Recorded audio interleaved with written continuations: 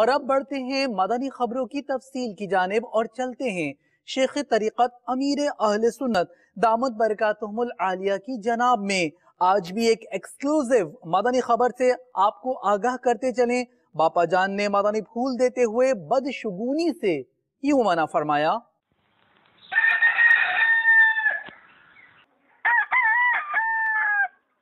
اللہم انی اسألک من فضلک ورحمتک صلی اللہ تعالی علی محمد۔ ابھی آپ نے مرغے کی اذان سنی ہوگی، مرغا فرشتے کو دیکھ کر اذان دیتا ہے، یہ روایت ہے، تو اس وقت رحمت کی دعا مانگنی چاہیے۔ لیکن سنا ہے کہ ایسے بھی نادان لوگ پائے جاتے ہیں کہ جو دن کے وقت مرغا اذان دے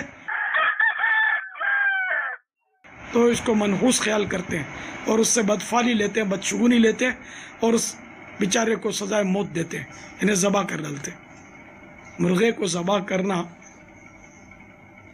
شرعی طریقے پر وہ حلال ہے، گوشت اس کا حلال ہے، لیکن اس وجہ سے ذبح کر دینا کہ بدشگونی لیتے ہوئے، یہ طریقہ جو ہے یہ غلط ہے۔ بدشگونی کی حدیث پاک میں اجازت نہیں، چنانچہ فرمان مصطفیٰ صلی اللہ تعالی علیہ وآلہ وسلم ہے، جس نے بدشگونی لی اور جس کے لیے بدشگونی لی گئی وہ ہم میں سے نہیں ہے، یعنی ہمارے طریقے پر نہیں ہے۔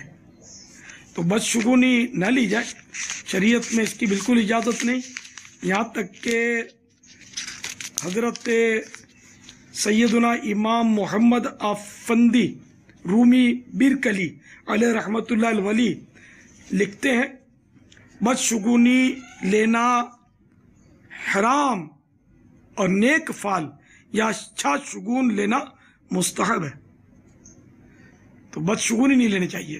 بعض اوقات مرغی بھی اذان دے دیتی ہے، یہ اس کا خیر غیر فطری عمل ہے، مرغی اذان دیتی نہیں، کبھی دے دیتی ہے، تو اس کو بھی بیچاری کو وہ سزائے موت دیتے ہیں اور اس سے معاذ اللہ بدشگونی لیتے ہوئے اس کو بھی ذبح کر دیتے ہیں۔ بات وہی ہے کہ گوشت تو اس کا حلال ہے، شرعی ذبح کیا دو، لیکن یہ کہ اس وجہ سے اس کو حلال کر دینا کہ یہ منحوس ہو گئی، یا اب یہ کہ کوئی آفت آئے گی یا ہمارا کوئی کام اٹک جائے گا، ہمیں نقصان ہو جائے گا، مصیبت آ پڑے گی، اس طرح کی مطلب بدشگونیاں بدفعلیاں لینا، یہ شرعاً اس کی اجازت نہیں ہے۔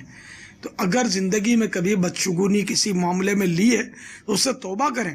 مثال کے طور پہ جا رہے ہیں تو آڑے کالی بلی گزر گئی تو سمجھتے ہیں کہ ابو صاحب واپس چلو اور اب ہمارا کام جائیں گے تو خراب ہو جائے گا، کام انشاءاللہ خراب نہیں ہوگا۔ آپ کو اللہ مدینہ دکھائے، آپ مدینہ کی طرف جا رہے ہو، راستے میں کالی بلی گزرے تو کیا گھر چلے جاؤ گے؟